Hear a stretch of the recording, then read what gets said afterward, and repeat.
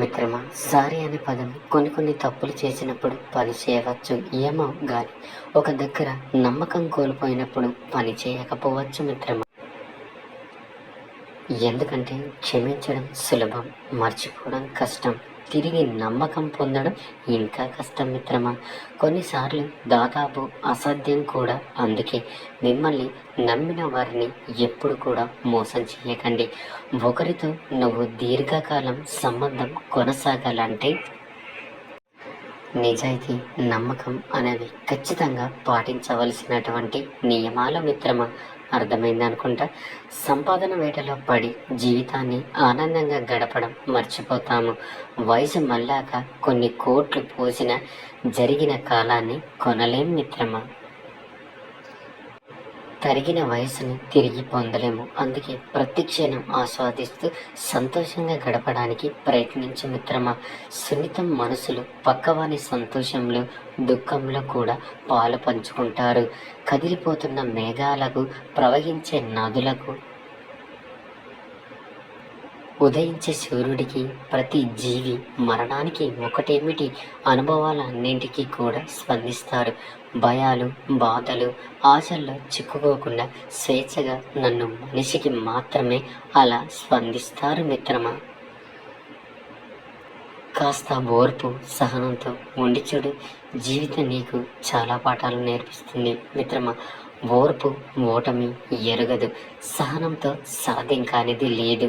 ఈ రెండు ఉన్నవాళ్ళు జీవితంలో ఎప్పటికీ కూడా ఓడిపోరు మిత్రమా. కానీ చదువుతుంది నీ మెదడుకు ఎరుపు, ఆ ఎరుపుతో వస్తుంది నీకు కొలువు, కొలువుతో తీరుతుంది నీకు కరువు, కరువు తీరి వస్తుంది నీ జీవితానికి వెలుగు. ఆ వెలుగును 10 మందికి పంచిపెట్టుకో, నీ పరువు మిత్రమా. అర్థమైందనుకుంటా. నీ మొదటి విజయం ఏంటో తెలుసా మిత్రమా? నిన్ను నువ్వు ప్రేమించుకోవడం, నిన్ను నువ్వు గౌరవించుకోవడం, నిన్ను నువ్వు నమ్మడం. ఇవన్నీ నువ్వు చేస్తే జీవితంలో విజయం సాధించినట్టే మిత్రమా. నువ్వు పోగొట్టుకున్న దాని విలువ నీకు మాత్రమే బాగా తెలుస్తుంది, లోకానికి పట్టదు. నువ్వు పొందే దాని విలువ మాత్రమే నీకంటే లోకానికి ఎక్కువగా కనిపిస్తుంది. అందుకే మనిషికి మనిషి అంటే చిన్న అసూయ. ఒక్క విషయం చెప్పను మిత్రమా, మన ఓటమి నేర్పించినవన్నీ అనుభవాలు మనుషులు కూడా నేర్పలేరు. కడుపు కాలితే ఆకలి విలువ, పర్సు ఖాళీ అయితే డబ్బు విలువ, ఒకరి చేతులు మోసపోతే నీ జీవితం విలువ తెలుస్తుంది మిత్రమా.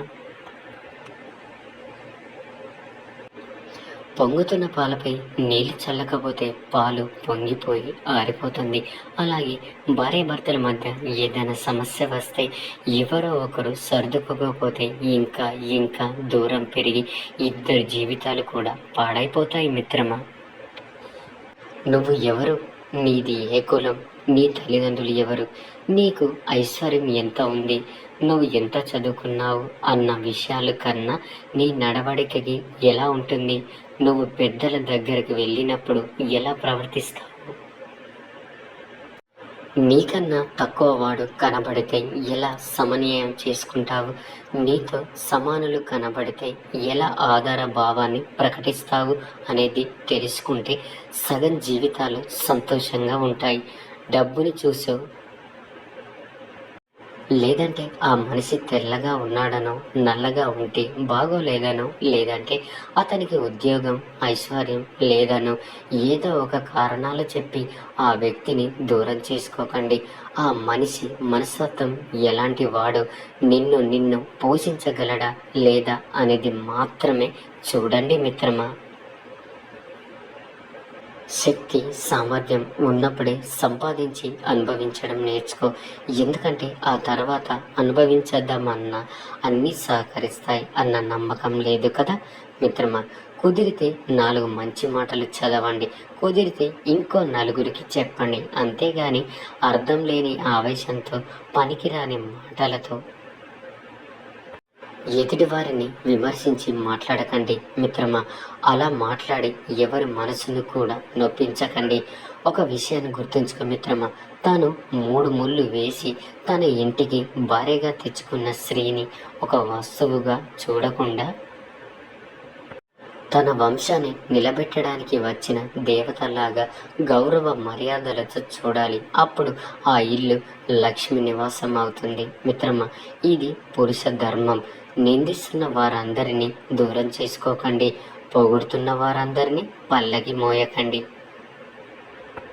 కావాలని నిందించేవారుంటారు, మీకు మంచి కావాలని నిందించేవారు కూడా ఉంటారు. ప్రతిఫలం కోసం పొగిడేవారు ఉంటారు, పరుల హితం కొరకు పొగిడేవారు కూడా ఉంటారు. ఎవరు ఏ విధంగా అనుకున్నా సరే మనలోని లోపాలను, విశేషతాలను మల్కెళ్ళిలో ఈ పొట్టోడు చాలా పుచ్చకాయల పగిలిపోద్ది అంత దర్శనం చేసుకుని పరిశీలించిన రోజు పొగడ్తలు పరిచారకులుగా, నిందలు విజయానికి నిచ్చెనలుగా అయిపోతాయి. మిత్రమా, జీవితంలో అడగడం కన్నా పిచ్చి పని ఇంకొకటి ఉండదు. అది సలహా, సూచన, సహాయం, అభిప్రాయం ఏదైనా చేతనైనటువంటి చేసుకో మిత్రమా. చేయగలిగితే అనుభవం వస్తుంది, పనితీరు తెలుస్తుంది. ఒకరిని అడిగి చేయడం అలవాటైతే బ్రతుకంతా నీ చెయ్యి కిందే ఉంటుంది. మిత్రమా, మొదటి ప్రయత్నంలోనే విజయాన్ని సాధించిన తర్వాత వచ్చే చిరునవ్వు కంటే 10 సార్లు ఓడిపోయిన తర్వాత గెలుపొందిన ఆనందంలో మాటలు రాక నీ కంటిలో వచ్చే ఆనంద బాష్పాలు ఎంతో గొప్పవి. మిత్రమా, గలగల మాట్లాడే గొంతు మూగబోయింది అంటే మనసుకి ఎవరు ఎంత గాయం చేసి ఉంటారు. నవ్వుతూ పలకరించే మనిషి చలనం లేకుండా శూన్యంలోకి ఆలోచిస్తూ ఉన్నాడంటే గుండెకి ఎన్ని గాయాలు అయి ఉంటాయో. నలుగురితో కలిసి ఉండే మనిషి ఒంటరిగా ఉంటున్నారంటే ఎన్ని అవమానాలు చవిచూసి ఉంటారో కాదంటావా మిత్రమా. అందరి మేలు కోరే వాడికి ఖచ్చితంగా అంత మంచి జరుగుతుంది. కానీ ఆలస్యం అవుతుంది. పక్కవాడు బాగుపడితే చూసి ఓర్చుకోలేని వాడికి ఖచ్చితంగా శిక్ష పడుతుంది మిత్రమా. కానీ అది ఆలస్యంగానే జరుగుతుంది. ఆలస్యం ఎందుకంటే లక్ష్యం అనేది దేవుడు మంచోడు సహనానికి పెట్టిన పరీక్ష. చెడ్డోడు మంచిగా మారడానికి ఇచ్చే అవకాశం మిత్రమా. ఎవరు ఎలాంటి భావాలు వ్యక్తపరిచినా అవి వారి వ్యక్తిగత భావాలే అనుకోవాలి. అంతేగాని మనుషుల్ని అంటున్నారు అనే ఆలోచన మనసులోకి రానివ్వకూడదు. ఎందుకంటే ఆ ఆలోచన విధానమే మనుషుల్ని దూరం చేస్తుంది మిత్రమా. మనసులను గెలుచుకోవడం గెలుపు. ఏమీ లేనప్పుడు తోడుగా నిలబడడం బంధం. కష్టాలప్పుడు చేయుతనివ్వడం స్నేహం. వ్యక్తిత్వానికి సంస్కరించడం గౌరవం. జన్మంతా ఇచ్చిన మాటపై నిలబడడం విలువలు. మిత్రమా, ఒక చిన్న మొక్కను చెట్టుగా మార్చడానికి ఎంతో కష్టపడాలి. అలాంటిది మోరడంతా ఉన్న పసికందును చెట్టు అంతా మనిషిగా ఎదిగే వరకు పెంచడం అంత తేలిక. ప్రేమగా చూసుకోవడం, పద్ధతిగా పెంచడం, బాధ్యతగా చదివించడం ఇవే పిల్లలు కన్నవారి నుంచి కోరవలసినవి. అంతకు మించి ఏం సాధించారో, ఎందుకు సంపాదించలేదు అని అడిగే హక్కు ఎవరికి లేదు మిత్రమా. అమ్మా నాన్నల దగ్గర ఏం ఆస్తులు ఉన్నాయని చూడకు.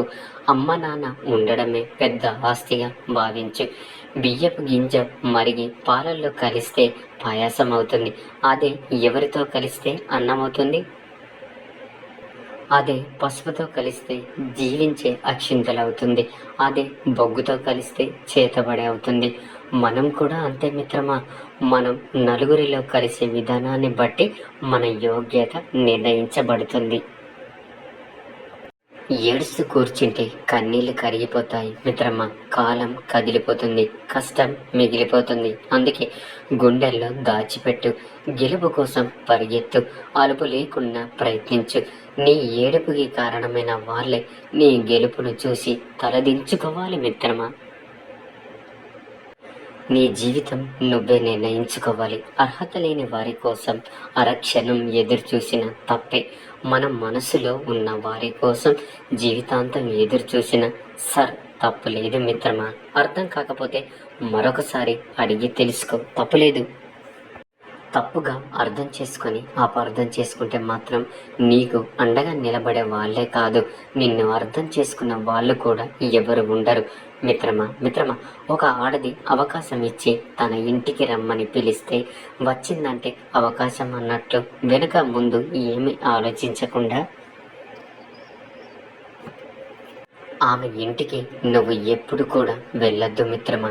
ఎందుకంటే ఒకవేళ అక్కడ నువ్వు ఆమెతో ఉన్నప్పుడు ఎవరికైనా దొరికిపోయావంటే నువ్వే ఆమెపై ఏదో దురుద్వేషంతో తన ఇంటికి వచ్చావని, తప్పంతా నీదే అని, ఇందులో ఆమె తప్పు ఏమీ లేదు అన్నట్లుగా నటిస్తుంది. అలా అమాయకత్వంగా ఆ తప్పు మొత్తం నీ మీదే నెట్టి వేసే ప్రయత్నం చేస్తుంది. నిన్ను ఏమి మాట్లాడివ్వకుండా ఆ తప్పుని నువ్వే అంగీకరించేలా చేస్తుంది మిత్రమా. ఎందుకంటే ఒక మగాడు స్త్రీని కలిసే ముందు ఆ స్త్రీని కలవడం గురించి మాత్రమే ఆతృతగా ఆలోచిస్తాడు. కానీ స్త్రీ మాత్రం మగాడి కలవడం గురించి మాత్రమే కాకుండా ఒకవేళ ఆమె టైం బాగోక అతనితో ఉన్నప్పుడు ఎవరికైనా సరే దొరికిపోతే అలాంటప్పుడు ఏం చేయాలి అన్నది కూడా ఆ స్త్రీ ఆలోచిస్తుంది. అప్పుడు ఎలా తప్పించుకోవాలని కూడా ముందుగానే ఆమె ఒక ప్రణాళిక సిద్ధం చేసుకొని ఉంటుంది. కాబట్టి జాగ్రత్త మిత్రమా. కాదంటారా?